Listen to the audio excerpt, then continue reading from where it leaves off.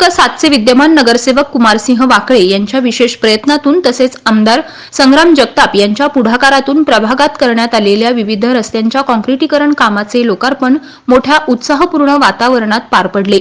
आयोजित कार्यक्रमस्थळी उपस्थित होताच प्रभागातील महिलांच्या वतीनं आमदार संग्राम जगताप व नगरसेवक कुमार वाकळे यांचे औक्षण करून जंगी स्वागत करण्यात आले। प्रभाग क्रमांक 7 मधील नंदनवन परिसराला खऱ्या अर्थानं नंदनवन बनवण्याचं काम नगरसेवक कुमार वाकळे यांनी केलं असल्याची भावना व्यक्त करत परिसरातील नागरिकांच्या वतीनं नगरसेवक कुमार वाकळे व आमदार संग्राम जगताप यांचा भव्य नागरिक सत्कार करण्यात आला। आमदार संग्राम जगताप यांच्या सहकार्यामुळेच प्रभागात मोठ्या प्रमाणात विकास काम होत असून पुढील काळात प्रभाग क्रमांक 7 मध्ये मंजूर असलेल्या कामांना सुरुवात करण्यात येणार असल्याची माहिती नगरसेवक कुमार वाकळे यांनी यावेळी दिली।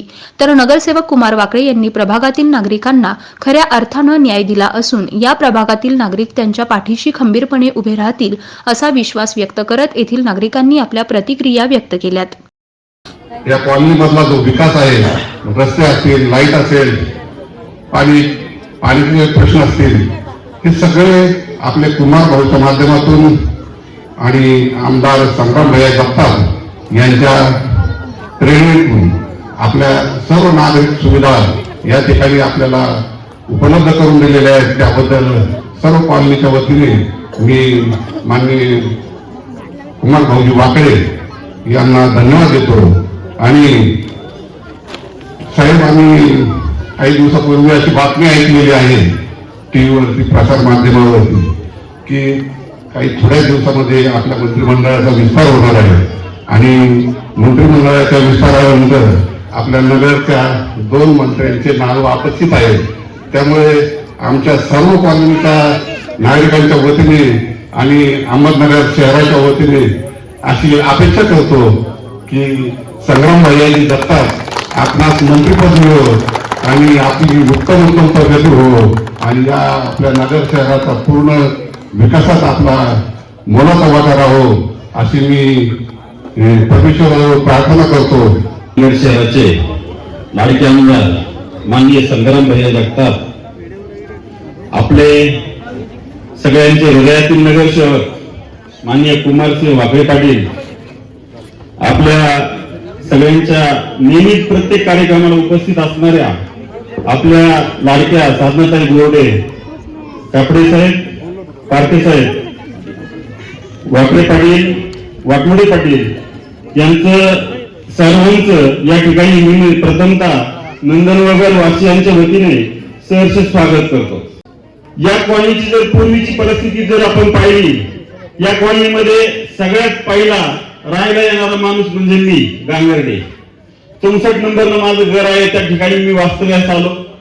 त्यावेळेची अशी परिस्थिती होती की मोटरसायकल आपण पलीकडे वीटभट्टी होती, त्या वीटभट्टी जवळ लावायची आणि संध्याकाळी चिकन तोडी त्या ठिकाणी यायची। त्याच्यानंतर बरेचसे 10-20 कुटुंब या ठिकाणी राहायला आले। त्याच्यानंतर जे इलेक्शन झाले आणि त्या इलेक्शन मध्ये आपले नगरसेवक कुमारसिंह वाकळे पाटील या त्या ठिकाणी बहुसंख्य मतदारांनी ते या ठिकाणी निवडून आले आणि खरी विकासाची झेंडी त्या ठिकाणून पडली।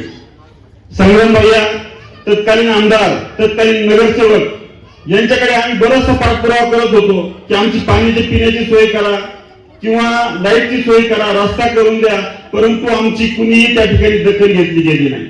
आमच्या ज्यावेळेस आम्ही त्यांचे या ठिकाणी कार्यक्रम आयोजित केले आणि त्या कार्यक्रमामध्ये आम्हाला सांगण्यात आलं की या नंदनवन नगरमध्ये 211 घरे आहेत, याच्यापैकी मतदान किती आहेत, मतदार किती आहेत, हा शब्द याच क्रांती चौकात तत्कालीन नगरसेवक, तत्कालीन आमदारांनी आमच्या समोर व्यक्त केला। आम्ही हातबल होऊन परत या ठिकाणी माघारी आलो आणि ज्यावेळेस कुमारसिंह वाकळे पाटील ज्यावेळेस वार्डाचे नगरसेवक झालो, पहिल्या वेळेस आम्ही त्यांच्याकडे 11 लोक फक्त त्यांच्याकडे गेलो। 11 लोकांना घेऊन भाऊला आम्ही या ठिकाणी घेऊन आलो। त्यांनी या ठिकाणची परिसराची पाहणी केली। त्यांनी एक शब्दाने देखील आम्हाला विचारलं नाही की गांगर्डे साहेब या ठिकाणी मतदार किती आहेत आणि त्या मेन रस्त्यापासून या आपण ज्या क्रांती चौकात या ठिकाणी बसलो, हा रस्ता भाऊंनी त्यांच्या कार्यकाळातील सगळ्यात पहिला रस्ता हा भाऊंनी मंजूर करून आणला। असे आपले कुमारसिंह वाकळे पाटील यांच्याकडे आपण कालांतराने बराचसा पाठपुरावा करत राहिलो। रस्त्याचा प्रश्न सुटला होता, परंतु आमच्या महिला भगिनींना हंडे घेऊन पाठीपाय मागाची वस्ती आहे आपली, त्या वस्तीतून आपल्याला पाणी भरून आणावं लागत होतं हंडे घेऊन. आम्ही त्याच्यानंतर भाऊंशी पाठपुरावा केला. भाऊंनी आमदार साहेबांच्या कानावर ही गोष्ट घातली. आमदार साहेब मला चांगलं आठवतंय, आपण त्या दिवशी मंत्रालयामध्ये होता आणि आम्ही महानगरपालिकेवर हंडा मोर्चा घेऊन गेलो. या आपल्या कॉलनीतील बऱ्याचशा महिला भगिनी आमच्या बरोबर होत्या. आम्ही त्या ठिकाणी पहिला मोर्चा असा नेला, ते हंडा मोर्चा घेऊन गेल्याच्या नंतर रात्री आम्ही त्या ठिकाणी उपोषणात बसलो. कुमारसिंह वाकळे पाटील पहिली नगरसेवक होते साहेब, की ज्यांनी अहमदनगर महानगरपालिकेत रात्र काढली.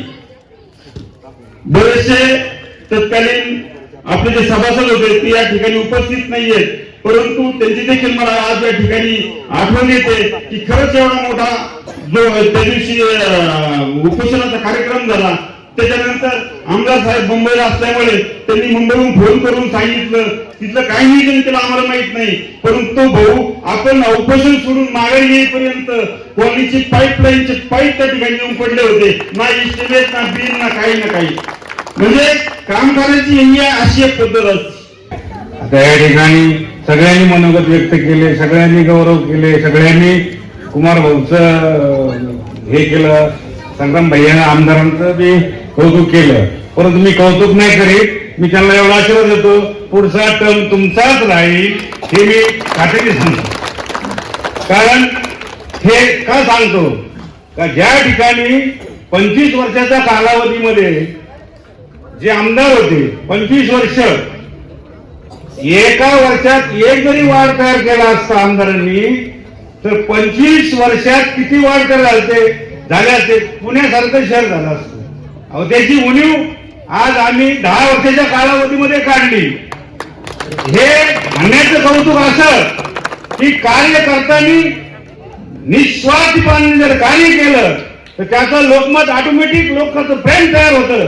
असे प्रेमाळू आमचे नगरसेवक कुमार भाऊ वाकळे आणि आमदार संग्राम भैया जगताप यांनी कोणता अभिमान, कोणती लालसा न बाळगता, लहान मुलगा जरी आला, मोठ्या वयस्कर माणूस जरी आला, सगळ्याला सारखी वर्तणूक देऊन, सगळ्याला सामोपचाराने घेऊन या ठिकाणी कार्य केलं.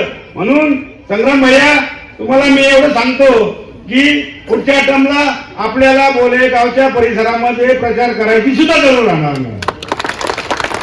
कारण कामाचं महत्व हे सगळ्या लहान मुलापासून मोठ्या वयस्कर माणसापर्यंत सगळ्यांना दिसतंय. दिसायचा प्रादुर्भाव असा की आज तुम्ही रस्त्याने चालले, तुम्हाला नावानिशी लहान मुलगा सुद्धा ओळखतो. संग्राम भैया चालले, कुमार भाऊ चालले, संग्राम भैया कुमार भाऊ आले तर कुमार भाऊ संग्राम भैया तुम्हाला सांगतो गाडी थांबवतात कुमार भाऊची, ओ सेकंड द्या आम्हाला. अशी परिस्थिती आहे. म्हणजे इतकं लोकप्रिय लोकांचं प्रेम तयार केलं आमच्या कुमार भाऊनी. आणि तुम्ही काय केलं नाही, तुम्ही तुमचं सुद्धा जास्त प्रेम आहे. तुमच्या आशीर्वादामध्ये आमचे कुमार भाऊ आहे. परिस्थिती अशी आहे का काही सांगत नाही. आता आपण पुढच्या टर्मला तुम्ही आमच्याकडे येऊ नका, जाऊ नका, सगळ्या आमच्या जे पेटे फुटत्यांचे सगळ्या तुमच्याच नावाचे फुटते. सामांचा लोकार्पण सोहळा असेल, या परिसराचं नाव देण्याचा कार्यक्रम असेल, हे सगळे विविध कार्यक्रम माझ्या परिसरामध्ये संपन्न होत आहेत. बरेच मान्यवर आपण मनोगत व्यक्त केले आहे. तुम्ही आधीच सगळ्यांना घेणार आणि थंडी देखील फार वाढलेली आहे. आता कुमार भाऊ जरा तयारी लागली उशीर कधी झाला तरी, पण आता आम्ही काय तयारीत नव्हतो. ते खरं तर चांगला कार्यक्रम कुमार भाऊच्या माध्यमातून सातत्याने होत असतो. कुठलाही कार्यक्रम असला तर निश्चित रूपाने त्याला फार पाठपुरावा करावा लागतो. आणि या महानगरपालिकेमध्ये सातत्याने पाठपुरावा करणं म्हणून कुमार भाऊची वेगळी ओळख ते आपल्याला आपल्या परिसराच्या माध्यमातून, कामाच्या माध्यमातून पाहायला मिळते. कारण आपल्याला आपण जे सांगितलं, कुठलाही निधी आणायचा म्हटलं तर आता सोपी गोष्ट आली नाही. पूर्वीच्या काळामध्ये आता तुमच्या शेजारी बसलेले हे शहराचे शहर अभियंता आहेत, प्रमुख आहेत, त्यांना माहिती आहे की पूर्वी निधी टाकायचा म्हणजे हे लोक फोन करायचे की निधी आलेला कुठं टाकायचा. पण आज तुम्हाला सांगतो की निधी येण्याच्या अगोदर त्यांची बडबड होती. सगळे लोक त्यांच्या अंगात पडून पडतात ना, कृषी लोक आमच्याकडे पाहिजे, अशी परिस्थिती आहे. आणि एवढ्या 17 प्रभाग आणि एका प्रभागामध्ये जवळपास 30-40 लोक राहिले आहेत. नावावर 30-30 लोकांची नावं असतील आणि प्रत्येक प्रभागाची आता लोकसंख्या ही म्हणजे कागदावर जरी कमी असली तरी प्रत्यक्षात ही 50-60 हजार पुढची लोकवस्ती आता प्रत्येक उपनगरामध्ये तयार झाली. तुमचं नागापूर गोंदियाचा परिसर देखील सीना नदीच्या अलीकडचा भाग म्हणजे आपण ब्रिज जो येतो हायवे तो वरती नागापूर गोंदियाचा स्वतंत्र उपनगर तयार झालेला आहे. पण या उपनगराचं स्वरूप देण्याचा प्रयत्न आज कुमार भाऊच्या माध्यमातून या ठिकाणी आपल्याला झालेला पाहिला आहे. आता आपण पाहतो नगरच्या सगळ्या बाजूने फिरलो तर सगळे उपनगर वाढत आहे आणि मग त्या दृष्टिकोनात आमच्यापर्यंत सातत्याने पाठपुरावा करावा लागतो. महानगरपालिकेने पाठपुरावा करावा लागतो. मला कोविड पासून तो मनुष्य मागा लागला की आता आपल्याला तुम्ही बोडेगाव पूर्वी केला पण आता तो रस्ता पुन्हा करावा लागणार आहे आणि दुसरी गोष्ट त्याच्यावरचा पूल आपल्याला करावा लागणार आहे.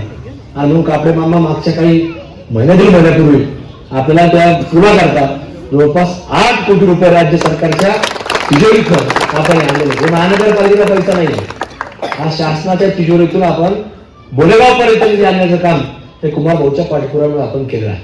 कारण त्यांचा आमच्याकडे पाठपुरावा आमचा वरती पाठपुरावा ही एक कामाची साखळी असते आणि ही साखळी सातत्याने मांडावी लागते, प्रयत्न करावा लागतो. त्याला मुंबई दरबारी तुम्हाला सांगतो एका पुलाकरता 50 वेळा जावं लागतं आणि ते नेण्याचं म्हणजे पाठवायचं काम ते माणसं सातत्याने करत असतात आणि म्हणून ते आता पुलाचं देखील येत्या काही दिवसांमध्ये आपल्याला काम चालू झालं पाहायला मिळत. आणि त्याचबरोबरीनं आता हा रस्ता देखील याचे देखील आता थोडं रुंदीकरण करून हा पुन्हा संपूर्ण रस्ता डांबरीकरण देखील आपण करणार आहोत. म्हणजे असा या परिसरामध्ये पाहायला गेलं तर फक्त पूर्वी इकडचाच रस्ता होता आणि हायवेवरनं जावं लागायचं. पण आता हा पूल झाल्यानंतर आणि रस्ता पुन्हा थोडा चांगला झाल्यानंतर पुन्हा आपल्याला कुठेही हायवेला जावं लागणार नाही. मी येत्या काही काळामध्ये अशी परिस्थिती होईल की पलीकडच्या भागात लोक येऊन जातील इतकं सगळं आता या ठिकाणी आणि पुढे वाढतील आणि इतकं सगळं काम या परिसरामध्ये होणार आहे.